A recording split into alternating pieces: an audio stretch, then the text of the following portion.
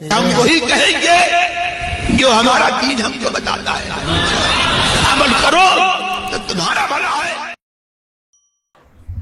الحمد للہ رب العالمین والصلاة والسلام على سید الانبیاء والمرسلین، اما بعد، اعوذ باللہ من الشیطان الرجیم، بسم اللہ الرحمن الرحیم، ان اللہ وملائکتہ یصلون علی النبی یا ایہا الذین آمنوا صلوا علیہ وسلموا تسلیما، اللهم صل على سيدنا وشفينا وحبيبنا ومولانا محمد وبارك وسلم صلاة وسلام عليك يا رسول الله صلى الله تعالى عليك وسلم۔ إن الله عالم غيب السماوات والأرض إنه عليم بذات الصدور، بے شک اللہ جاننے والا ہے آسمان اور زمین کی ہر چھپی بات کا، بے شک وہ دلوں کی بات جانتا ہے۔ اس سے پہلے کی آیتوں میں اللہ تبارک و تعالیٰ نے کھڑکی بند کر دو جی، کھڑکی بند کر دو۔ اس سے پہلے کی آیتوں میں اللہ تبارک و تعالیٰ نے کفار کے عذاب کا ذکر فرمایا تھا، اور قرآن مقدس کی بہت سی آیتوں میں اللہ تبارک و تعالیٰ نے یہ بتایا کہ کافروں کو ہمیشہ کا عذاب ملے گا اور ان کا عذاب کبھی ختم نہیں ہوگا۔ تو اب اس آیت کریمہ کے اندر ایک سوال کا جواب دیا گیا ہے کہ کفار نے جو کفر کیا ہے وہ تو مثال کے طور پر 50 سال تک زندہ رہے تو 50 سال تک کفر کیا، اگر 60 سال تک زندہ رہے تو 60 سال تک کفر کیا، تو 50 سال 60 سال یا 100 سال کا جو ان کا کفر تھا اس کی سزا ہزاروں سال کیوں دی جائے گی؟ یہ ایک سوال ہے، تو اس سوال کا جواب اس آیت کریمہ کے اندر دیا گیا ہے، کیونکہ اللہ تبارک و تعالیٰ کا یہ ارشاد ہے کہ جزاء سیئۃ سیئۃ مثلھا، برائی کا بدلہ اتنی ہی سزا ہے۔ تو کافر نے 50 سال تک گناہ کیا ہے تو اس کو ہمیشہ کے لیے جہنم میں کیوں ڈالا جائے گا؟ تو اس کا جواب اللہ تبارک و تعالیٰ نے اس آیت کریمہ میں دیا اور بتایا، ان اللہ عالم غیب السماوات والارض، بے شک اللہ جاننے والا ہے آسمان اور زمین کی ہر چھپی بات کا، اور بے شک وہ دلوں کی بات جانتا ہے۔ یعنی اللہ تبارک و تعالیٰ نے بتا دیا کہ مجھے سب معلوم ہے، مجھے سب معلوم ہے، اور اللہ کو یہ معلوم ہے کہ کافروں کو دوبارہ بھی اگر دنیا میں بھیج دیا جائے تو دوبارہ کفر کریں گے، پھر آئیں گے کہیں گے اللہ اب ہم کفر نہیں کریں گے، پھر دوبارہ دنیا میں بھیج دیا جائے تب بھی وہ کفر ہی کریں گے، جیسا کہ اللہ تعالیٰ نے فرمایا وَلَوْ رُدُّوا لَعَادُوا لِمَا نُهُوا عَنْهُ وَإِنَّهُمْ لَكَاذِبُونَ، اگر ان کافروں کو دنیا میں لوٹایا گیا تو یہ پھر وہی کام کریں گے جن کاموں سے ان کو منع کیا گیا تھا۔ تو رب نے فرمایا بہت بڑے جھوٹے ہیں یہ، تو کافر نے کیا تو 50 سال تک جرم ہے، لیکن اللہ تعالیٰ آسمان اور زمین کی ساری باتوں کو جانتا ہے اور دلوں کی باتوں کو بھی جانتا ہے۔ اللہ کو یہ معلوم ہے یہ ہمیشہ یہ جرم کرے گا، اس لیے اللہ تبارک و تعالیٰ نے انہیں ہمیشہ کے لیے جہنم کے اندر ڈال دیا ہے۔ اور ایک جواب اس کا یہ بھی ہے کہ کافروں نے اگرچہ کفر تو کچھ دنوں کے لیے کیا تھا، مثال کے طور پر 50 سال زندہ رہے تو 50 سال تک کیا، لیکن ان کی نیت تھی ہمیشہ کفر کرنے کی۔ اگر بالفرض وہ اگر 1000 سال زندہ رہتے تو 1000 سال تک یہی کام کرتے، اگر 50,000 سال زندہ رہتے تو تب بھی وہ یہی کام کرتے۔ تو اللہ تعالیٰ عالم الغیب و شہادہ ہے، دلوں کے حالات کو جانتا ہے، اللہ کو یہ معلوم ہے ان کی نیت ہمیشہ کفر کی ہے، اس لیے اللہ تبارک و تعالیٰ ان کو دائمی جہنم کے اندر عذاب دے گا۔ تو اسی کا ذکر اس آیت کریمہ کے اندر فرمایا گیا، اور اس کے بعد میں ارشاد ہوا هو الذي جعلكم خلائف في الأرض فمن كفر فعليه كفره ولا يزيد الكافرين كفرهم عند ربهم إلا مقتا ولا يزيد الكافرين كفرهم إلا خسارا۔ وہی ہے جس نے تمہیں زمین میں اگلوں کا جانشین کیا، تو جو کفر کرے اس کا کفر اسی پر پڑے، اور کافروں کو ان کا کفر ان کے رب کے یہاں نہیں بڑھائے گا مگر بیزاری، اور کافروں کا کفر نہ بڑھائے گا مگر نقصان۔ اللہ تبارک و تعالیٰ نے یہاں پہ جو فرمایا کہ اللہ نے تمہیں زمین میں اگلوں کا جانشین کیا، یعنی ایک قوم اور ایک امت گزر جاتی ہے، اللہ تبارک و تعالیٰ دوسری قوم کو لاتا ہے، تو اللہ تبارک و تعالیٰ نے تمہیں زمین میں اپنا خلیفہ بنایا، تمہیں تصرف عطا فرمایا، اور پچھلی امتوں کے لیے جو اللہ نے بنایا تھا وہ چلے گئے، اللہ نے اب تمہیں ان کا جانشین بنایا ہے۔ اب سیدھی سی بات ہے، اگر ہم سے پہلے کوئی غلط کام کرے اور سزا پائے تو بعد میں آنے والا اگر ہوشیار ہوگا اور اس کی سزا کو دیکھے گا تو کبھی بھی وہ کام نہیں کرے گا، جو بیوقوف ہوگا پھر وہی وہ کام کرے گا۔ تو جیسے آپ نے دیکھا ہوگا، اگر دانہ ڈالا جائے اور جال بچھا دیا جائے تو اس جال کے اندر اگر ایک پرندہ پھنس جائے تو دوسرا اگر ہوشیار ہوگا تو جال کے پاس میں نہیں جائے گا، لیکن جو نادان ہوگا وہ پھر بار بار جائے گا، ایک ایک کر کے اس کے اندر پھنستا چلا جائے گا۔ بلا تشبیہ و بلا تمثیل ہم سے پہلے امتیں گزر گئیں، اللہ نے ہم کو ان کا خلیفہ بنایا، ہمارے بعد میں اللہ نے ہمیں ان کے مکان دیے، ان کے مال و دولت دیے، سب کچھ دیا۔ اب اگر ہم وہی کام کریں گے جو انہوں نے کیا تو ہمیں بھی وہی سزا ملے گی جو ان کو سزا ملی تھی۔ تو عقل مندوں کو چاہیے کہ ان کو دیکھ کر کے نصیحت حاصل کرے اور وہ کام نہ کرے جن کی وجہ سے وہ لوگ عذاب کے اندر گرفتار کیے گئے تھے۔ اور رب نے یہاں پر یہ فرمایا کہ کافروں کا جو کفر ہے، وہ جو کفر کرتے ہیں ان کے کفر کا وبال انہی پر پڑتا ہے۔ کوئی بندہ اگر کفر کرتا ہے تو یہ نہ اترائے کہ کوئی میرا کیا بگاڑ لے گا، کوئی کچھ بگاڑے نہ بگاڑے، لیکن بندہ جو جرم کرے گا وہ اپنے جرم کی سزا وہی پائے گا۔ جیسے آج کل آپ لوگوں نے کچھ لوگوں کو دیکھا ہوگا کہ ظلم کر دیتے ہیں اور اس کے بعد میں ان کو کہا جائے کہ میں کیس کر دوں گا، یہ کر دوں گا، وہ کر دوں گا، تو وہ کیا کہتے ہیں؟ وہ کہتے ہیں تم کر لو، میرے بھی بڑے تعلقات ہیں، میں بھی دیکھ لوں گا۔ تو بندہ ایسا اپنا تصور بنا کر کے رکھتا ہے کہ میرا کوئی کیا بگاڑ پائے گا، تو اس کو یہ نہیں معلوم ہے کہ کوئی بگاڑ پائے یا نہ بگاڑ پائے، غلط کام کا جو انجام ہوتا ہے وہ خود اس غلطی کرنے والے کو بھگتنا ہی پڑتا ہے۔ تو کافروں کے کفر کا وبال انہی کے اوپر پڑے گا۔ اور پھر اللہ نے آگے یہ فرمایا کہ ان کا کفر ان کے رب کے یہاں نہیں بڑھائے گا مگر بیزاری، اور کافروں کا کفر نہ بڑھائے گا مگر نقصان۔ یعنی جتنا کفر کرتے رہیں گے اللہ اتنا ہی ان سے ناراض ہوگا، اور جتنا یہ کفر کرتے رہیں گے اتنا ہی نقصان اور گھاٹے کے اندر پڑتے رہیں گے۔ اب نقصان اور گھاٹا آپ دیکھ لیں، اللہ نے زندگی عطا کی، اور اللہ تبارک و تعالیٰ نے جو زندگی دی ہے، انسان اگر اپنی زندگی کی سانسوں کو اچھے کاموں میں خرچ کرے اللہ جنت عطا فرما دے گا۔ لیکن اگر کوئی بندہ اپنی زندگی کی سانسوں کو کفر کے اندر خرچ کرے تو جنت تو ملی نہیں، الٹا جہنم کے اندر ڈال دیا گیا۔ تو اس کا جو کفر تھا اس نے اور کیا کیا، اسے زیادہ سے زیادہ جہنم کی آگ کا سزاوار بنایا، اور ان کا گھاٹا یہی ہے کہ اللہ تبارک و تعالیٰ انہیں جہنم کے حوالے فرما دے گا۔ اس کے بعد میں ارشاد فرمایا قل ارأيتم شركاءكم الذين تدعون من دون الله اروني ماذا خلقوا من الارض ام لهم شرك في السماوات ام آتيناهم كتابا فهم على بينة منه بل ان يعد الظالمون بعضهم بعضا الا غرورا۔ تم فرماؤ بھلا بتاؤ تو اپنے وہ شریک جنہیں اللہ کے سوا پوچھتے ہو مجھے دکھاؤ، انہوں نے زمین میں کون سا حصہ بنایا، یا آسمانوں میں کچھ ان کا حصہ ہے، ان کا ساجہ ہے، یا ہم نے انہیں کوئی کتاب دی ہے کہ وہ اس کی روشن دلیلوں پر ہیں، بلکہ ظالم آپس میں ایک دوسرے کو وعدہ نہیں دیتے مگر فریب کا۔ کتنی پیاری بات فرمائی گئی ہے۔ جو لوگ نہیں مانتے اگر وہ اس بات پر غور کر لیں تو فوراً ماننے کے لیے آمادہ ہو جائیں۔ ان سے کہا گیا کہ تم ان بتوں کے متعلق کیا جانتے ہو، تم بتوں کے بارے میں کیا جانتے ہو، کیا تم یہ سمجھتے ہو کہ ان کے اندر قدرت ہے؟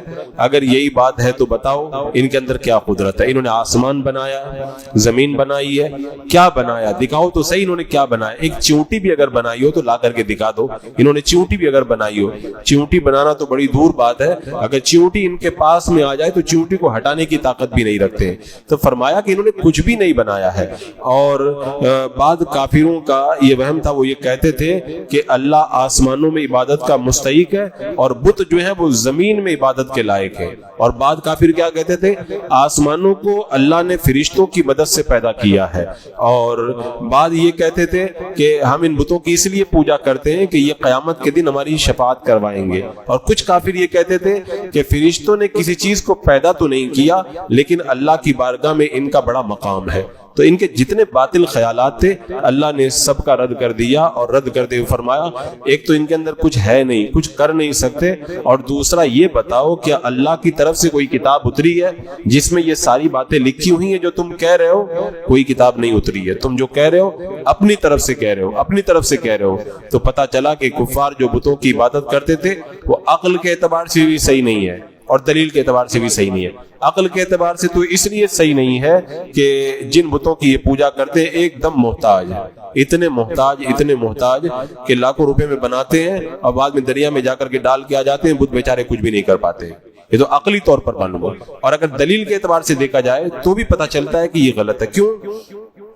اس لیے کہ بتوں کی عبادت کرنے کے جائز ہونے پر ان کے پاس میں نہ تو کوئی تحریری گواہی تھی، نہ آسمانی کتاب تھی ان کے پاس میں جس میں یہ لکھا ہوا تھا، نہ ان کے پاس میں کوئی اور ایسی دلیل تھی۔ تو پتہ چل گیا کہ بتوں کی عبادت کرنے کی کوئی دلیل نہیں۔ تو اللہ تبارک و تعالیٰ نے فرمایا بل ان یعد الظالمون بعضهم بعضا الا غرورا، ان کا حال کیا ہے؟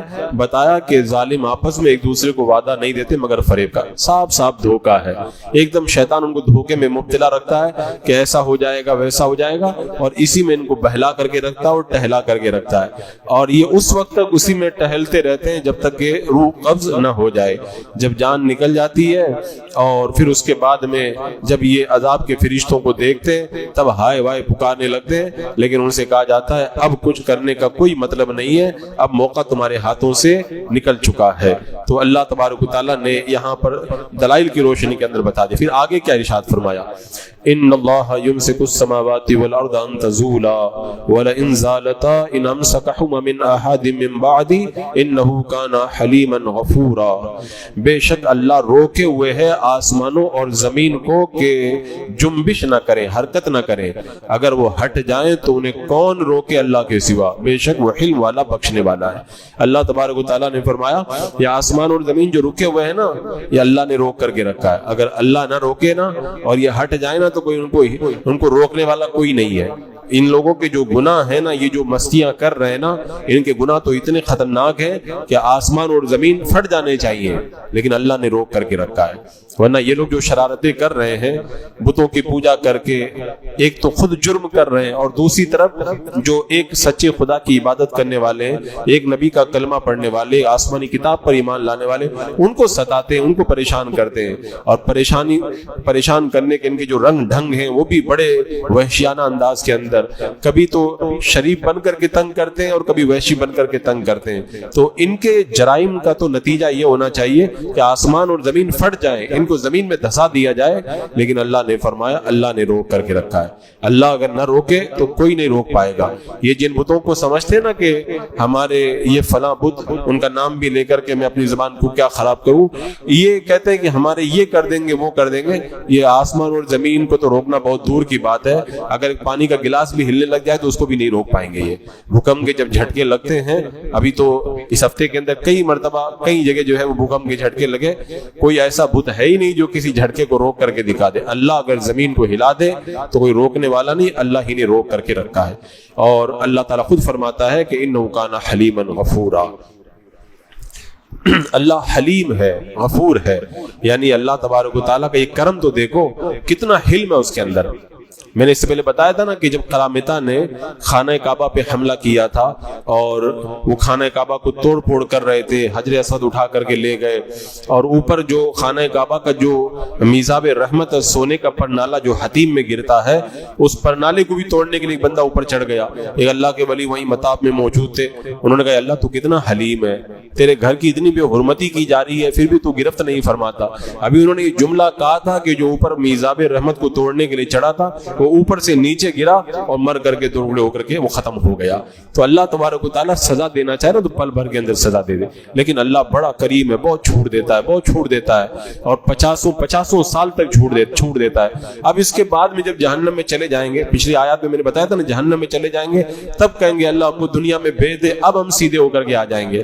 تو ان سے سیدھے ہونے کی کوئی امید ہے ہی نہیں. ان کو جتنی چھوٹ دی جاتی ہے اتنا یہ بگڑتے چلے جاتے ہیں, اور اللہ تبارک و تعالیٰ بڑا حلیم ہے اور انہیں موقع عطا فرماتا ہے قیامت کے دن, تاکہ یہ نہ کہہ سکیں کہ اللہ ہم کو تو سمجھ میں ہی نہیں آیا, ہم تو سمجھ ہی نہیں پائے, ہم کو تو کوئی سمجھانے والا نہیں ملا. تو ان کو خوب موقع دیا جاتا, خوب موقع دیا جاتا ہے.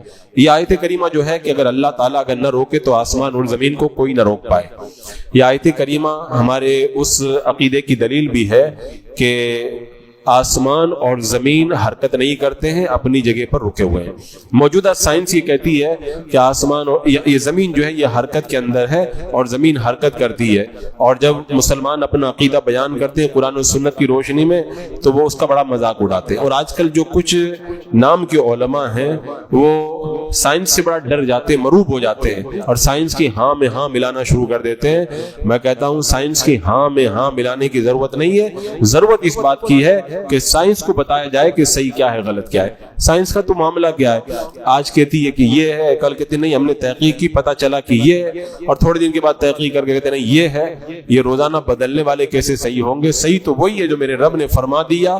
صدیاں گزر گئی, ایک پل کا بھی فرق نہیں پڑا, اور صدیاں گزر جائیں گی, جیسا فرما دیا ویسا ہی ہو کر کے رہے گا. اسی لیے ایک اسلامی اسٹڈی کرنے والے اور سائنس دونوں پہ نظر رکھنے والے نے کہا تھا کہ سائنس زمین پر رہ کر کے کبھی ثابت کر ہی نہیں سکتی کہ زمین حرکت کرتی ہے, اور زمین سے اوپر جا کر کے وہ کیا ثابت کر پائیں گے. پھر اس کے بعد میں رب نے ارشاد فرمایا وَأَقْسَمُوا بِاللَّهِ جَهْدَ أَيْمَانِهِمْ لَئِنْ جَاءَهُمْ نَذِيرٌ لَيَكُونُنَّ أَهْدَىٰ مِنْ إِحْدَى الْأُمَمِ فَلَمَّا جَاءَهُمْ نَذِيرٌ مَا زَادَهُمْ إِلَّا نُفُورًا. اور انہوں نے اللہ کی قسم کھائی اپنی قسموں میں حد کی کوشش سے کہ اگر ان کے پاس کوئی ڈر سنانے والا آیا تو وہ ضرور کسی نہ کسی گروہ سے زیادہ راہ پر ہوں گے. پھر جب ان کے پاس ڈر سنانے والا تشریف لایا تو اس نے نہ بڑھایا مگر نفرت کرنا. یعنی یہ یہودی نبیوں پر ایمان لانے کے باوجود بھی انکار کرتے تھے نا, تو ہمارے آقا صلی اللہ تعالیٰ علیہ وسلم جب مکہ میں مبعوث نہیں ہوئے تھے تو مکہ کے کافر قسم کھا کر کے کہتے تھے اگر ہمارے پاس کوئی نبی آ جائے, ہم کو کوئی ڈر سنانے والا آ جائے تو ہم یہودیوں سے زیادہ ہدایت پہ ہو جائیں گے, نصرانیوں سے زیادہ ہدایت پہ ہو جائیں گے. وہ ایسے قسمیں کھایا کرتے تھے. لیکن جب میرے آقا ان کے درمیان تشریف لائے تو آپ کے آنے کے بعد وہ ہدایت سے دور ہو گئے, تو اللہ تبارک و تعالیٰ پر ایمان بھی نہیں لائے اور تکبر بھی کرنے لگے. تو اللہ تبارک و تعالیٰ نے فرمایا پہلے تو یہ کہتے تھے کہ اگر ہمارے پاس نبی آ جائے تو ہم تو مان جائیں گے, ہدایت پہ آ جائیں گے, اور جب نبی آ گیا تو اس کے بعد میں یہ لوگ ماننے کے لیے آمادہ نہیں ہوتے. اور یہ ہر دھرموں کا یہ طریقہ ہوتا ہے, جب نہیں ہوتا ہے نا تب کہتے ہیں کہ ایسا ہو جائے گا تو میں ایسا کر لوں گا, اور جب ہو جاتا ہے تو پھر وہ, جیسے آپ لوگ اپنے آپ کی مثال میں بھی دیکھ سکتے ہیں, کچھ لوگوں کو دیکھا گیا ہے جب غریب ہوتے ہیں مالداروں کو دیکھتے ہیں تو کہتے ہیں کہ اس کے پاس میں لاکھوں کروڑوں روپیہ ہے, اگر میرے پاس تو 1 لاکھ روپیہ بھی آ جائے نا تو 50,000 روپیہ میں اللہ کی راہ میں صدقہ کر دوں. نہیں ہے اس لیے کہتا ہے, اور جب 2-4 لاکھ روپے کما لیتا ہے زکوٰۃ نکالنے کی باری آتی ہے تب بھی دل اوپر نیچے ہوتا ہے کہ کیسے زکوٰۃ نکالوں. تو جب بندہ نہیں ہوتا ہے تب کہتا ہے کہ اگر ہو جائے تو میں یہ کر لوں گا, اور ہو جاتا ہے تو اس کے بعد میں بہانے بنانا شروع کر دیتا ہے. تو اللہ تبارک و تعالیٰ نے ان کافروں کے بارے میں یہ ارشاد فرمایا کہ جب نبی نہیں آئے تھے تب تو قسمیں کھا کے پکی قسمیں کھاتے تھے کہ ہم تو ضرور ان پر ایمان لے آئیں گے, اور جب نبی آ گئے تو کیا ہو گیا ما زادهم الا نفورا, اور نفرت ہی ان کی بڑھی. یعنی جو جتنا تھا اس سے اور نفرت کے اندر یہ لوگ بڑھ گئے, ہدایت کی طرف مائل نہ ہوئے. یہاں پر جو یہ آیت کریمہ پڑھی گئی ہے, اللہ تعالیٰ اگر نہ روکے تو آسمان اور زمین کو کوئی روکنے والا نہیں. اس سلسلے میں ایک روایت ہے, ایک آدمی قتل کے کیس کے اندر پکڑا گیا تو اس کو پھانسی کا حکم ہونے والا تھا, تو اسے روزانہ ہر وقت یہی فکر رہتی تھی کہ میں کیا کروں. ایک دن خواب میں سرکار دو عالم صلی اللہ تعالیٰ علیہ وسلم کا دیدار کیا. میرے آقا صلی اللہ تعالیٰ علیہ وسلم نے ارشاد فرمایا اس آیت کریمہ کی تلاوت کرو, یہی ان اللہ یمسک السماوات والارض ان تزولا, یہ جو آیت کریمہ بھی آپ نے سماعت کی. فرمایا کہ تم اس آیت کریمہ کو پڑھتے رہو تمہاری نجات ہو جائے گی. انہوں نے عرض کی یا رسول اللہ کتنی بار پڑھوں؟ میرے آقا صلی اللہ تعالیٰ علیہ وسلم نے ارشاد فرمایا 400 بار پڑھو. اس نے پڑھنا شروع کیا, 20 دن ابھی نہیں ہوئے تھے کہ اس کی رہائی کا فرمانا اس کو مل گیا. تو اس سے پتہ چلتا ہے کہ کوئی جیل میں ہو اور چھوٹنے کی کوئی راہ پیدا نہ ہو تو پھر اس آیت کریمہ کا ورد اس کے لیے بڑا فائدہ دیا کرتا ہے. فتوحات مکیہ میں صاحب کتاب فرماتے ہیں کہ ہر شہر میں ہر بستی میں ایک اللہ کا ولی ضرور ہوتا ہے، جس کی وجہ سے اللہ تعالیٰ اس شہر اور بستی کی حفاظت کرتا ہے، چاہے وہاں پہ مومن رہتے ہوں یا کافر رہتے ہوں۔ اگر اللہ کا ولی کسی بستی میں نہ ہو تو پھر اس بستی کی حالت تباہ ہو کر کے رہ جائے۔ تو اللہ تبارک و تعالیٰ نے یہ حفاظت کا انتظام کر کے رکھا ہے۔ اسی لیے شیخ عبدالعزیز دباغ رحمۃ اللہ تعالیٰ علیہ فرماتے ہیں کہ قیامت سے پہلے دنیا کا نظام مجذوبوں کے ہاتھ میں چلا جائے گا، اور مجذوبوں کے اندر وہ خدا کی محبت میں گم ہو جاتے ہیں، ان میں ہوش نہیں رہتا ہے۔ تو جب مجذوبوں کے ہاتھ میں دنیا کا نظام آئے گا پھر قیامت آ جائے گی، پھر دنیا کو لوگ سنبھال نہیں پائیں گے۔ واللہ اعلم بالصواب۔ بسم اللہ الرحمن الرحیم۔ اللہم صلی علی سیدنا مولانا محمد وبارک وسلم، صلاۃ و سلام علیک یا رسول اللہ، یا اللہ یا رحمان یا رحیم العالمین۔ اپنے محبوبین کے صدقے میں اعمال صالحہ کی توفیق عطا فرما، قرآن و سنت کے نور سے ہمارے دلوں کو معمور فرما، ایمان پہ زندگی، ایمانی پر خاتمہ نصیب فرما۔ ربنا تقبل منا انک انت السمیع العلیم وتب علینا انک انت التواب الرحیم۔ ان اللہ وملائکتہ یصلون علی النبی یا ایھا الذین آمنوا صلوا علیہ وسلموا تسلیما۔ اللہم صل علی سیدنا وشفیعنا وحبیبنا ومولانا محمد وبارک وسلم، صلاۃ و سلام علیک یا رسول اللہ۔ سبحان ربک رب العزۃ عما یصفون وسلام علی المرسلین والحمد للہ۔